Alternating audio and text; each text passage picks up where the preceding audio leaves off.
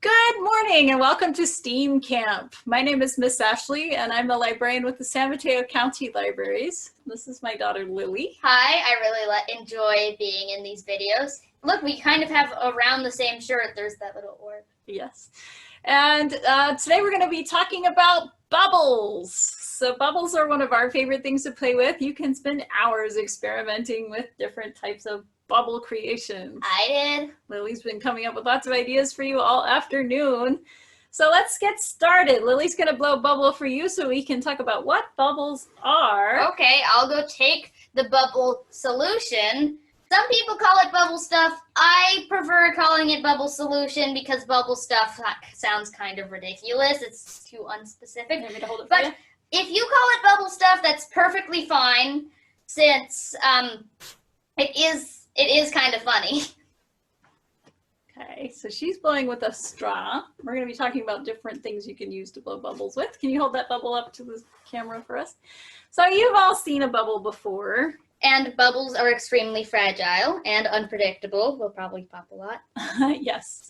So what a bubble is a little pocket of air in a soapy film. So the soapy film is the outside. What that film is made of is a really thin layer of soap with a really thin layer of water in the middle and then another layer of soap. It's a little water sandwich with soap for bread, which sounds disgusting, but it works great for bubbles.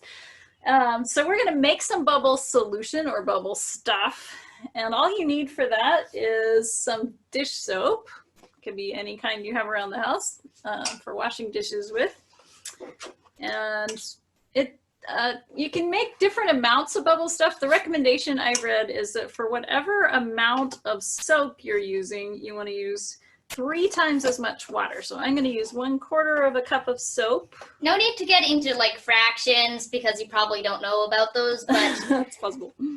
if you really, an easy way to do it is, do you see that amount right there? Well, it doesn't have to be that amount exactly, but if you have a certain amount of soap, you take another of the same container and you put that amount of water in there, but then you put 2 more of those. Right, so I put 1/4 of a cup of soap in there. So I'm gonna use 3 times that much water. So I'm gonna use 3/4 of a cup of water. So where's my 3/4? Measuring cup makes it really easy.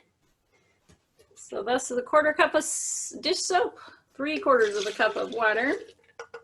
If I had used a cup of soap, I would use 3 cups of water, which would be a lot of bubble stuff. I warn you, it's very messy. It will get soap all over your house. But it's good and fun. It's also great to do outside. So this will work just fine, just with your soap and water. I'll demonstrate with a straw here. Nope. It doesn't always work the right way. Yeah, but as you can see, it's a little short-lived. How you can fix that is adding... Dun, Right. dun, dun, dun. So yes, you can make your bubbles last longer by adding a little bit of sugar. If you have, some people use something called glycerin, which is kind of a thick, sweet, kind of syrupy kind of thing. But that's hard to find sometimes. So I'm using a teaspoon of table sugar, just the same kind of sugar you have in your kitchen for making cookies with. I warn you, this will not taste like cookies. No. So don't think that because you're adding sugar to it, it will taste sweet. Don't drink your bubble stuff and don't suck in when you're using a straw to make bubbles with. Blow out. Blow out. So what the sugar does is it just makes your bubbles last a little longer, because what's happening when you've seen a bubble pop in the air, when a bubble just pops on its own, you see the outside get really thin and then it pops. It's because the water inside of the outside film evaporates. It goes into the air. So the sugar makes it that last a little longer. Because it's like, when you've noticed that when sugar's like a syrupy kind of thing, it's kind of sticky, which makes it like more, what is the word, strong. I just saying, I'm not very good at this. Not true. All right, so now I've got my bubble stuff with my little bit of sugar, my water, and my soap. I just used a teaspoon of sugar. And now we can blow some bubbles. So we've been using straws, which are really fun because you can not only blow bubbles of different sizes, you can also blow bubbles within bubbles, which we'll demonstrate in a minute. But you might also have a real bubble wand around your house. If not, you could also use, we have a pipe cleaner, so you can make bigger bubbles by bending a pipe cleaner into a loop. You can also use string. She'll demonstrate the string. Right, so this is just a piece of yarn and I've tied a knot in it to make it a loop. This gets very messy because you will have to get soap on your hands to pull this off, but I could just dip my yarn way down into the soap and swish it around. And when I pull it out, it's going to drip soap everywhere. Yes. But you see that filmy soap in there, and now if I'm very careful, I can blow a really big bubble with that. So that's why I recommend adding sugar to it, because otherwise the film may like pop before you can blow it. Right. And if you don't have any of these things to blow bubbles with, you can also just use your fingers.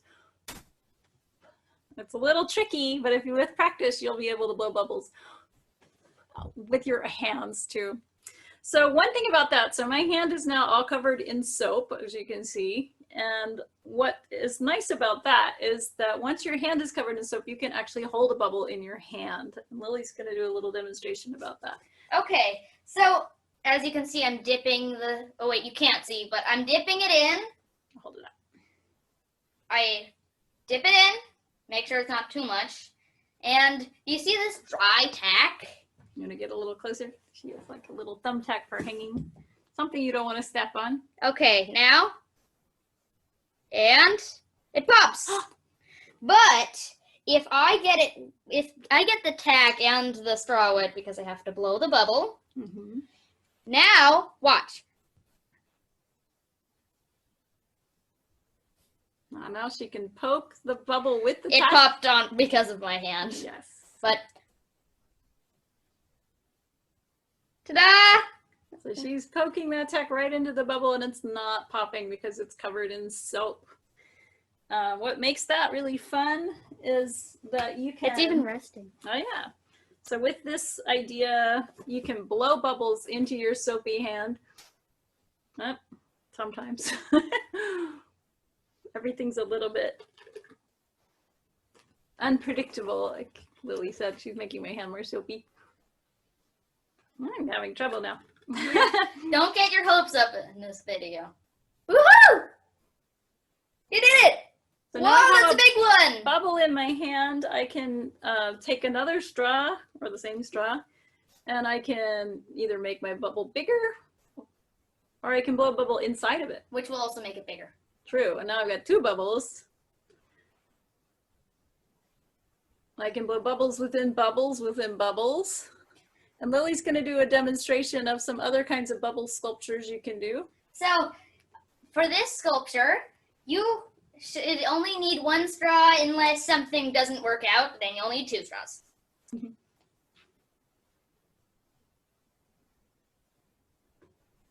3 bubbles. Okay, now we need the other straw. Sorry. Okay. Now I'll make one bigger. Oops, I added another one. But this is a 3-eared Mickey Mouse. Oh, now it's 2-eared. Mickey Mouse. See the 2 ears and the face? There's Mickey. Did you want to show them one other sculpture before we end? Yes, but this one will take something different. This will take a thimble. Not one of those metal thimbles, a rubber thimble. It's not the rubber thimble, it's not really the best type of thimble in my opinion, but you can use it for bubbles. I bet a lot of you will not have a rubber thimble, but there are all kinds of suction things to use. A thimble is what you use if you're sewing and you want to poke yourself with a needle. Well, if you don't want to poke yourself with a needle. Okay. Okay, letting that rest there. I call this the light bulb trick because it looks like a light bulb. And another thing, because the bubble's resting there, if you squeeze it, there will be a tiny little bubble inside. Oh, cute. And it can also make it rest to the, like it also can make it move Okay, now it popped. Light bulb out. All right. Well, that's all the time we have today. So we would love to see pictures of your bubble creations and your bubble wands and how big a bubble you can make.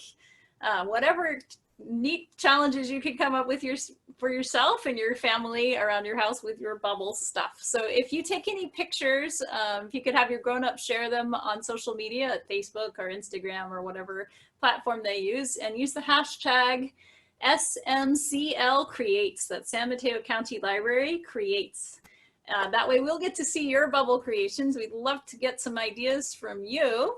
This involves a button. I call it the snow globe. So these are just lots of different ideas you can try around your house. Also, make sure you sign up for our Summer Learning Challenge at summerlearners.org. It's free and open to anyone up to age 18, and you have the chance to win a $1,000 college scholarship, which will go into an account and grow until you graduate from high school. And then you could, it removes the hassle from paying for college. That will definitely help. So make sure you sign up at summerlearners.org, and we hope you have a wonderful time playing with bubbles. Until next time. Good luck! Have a wonderful day.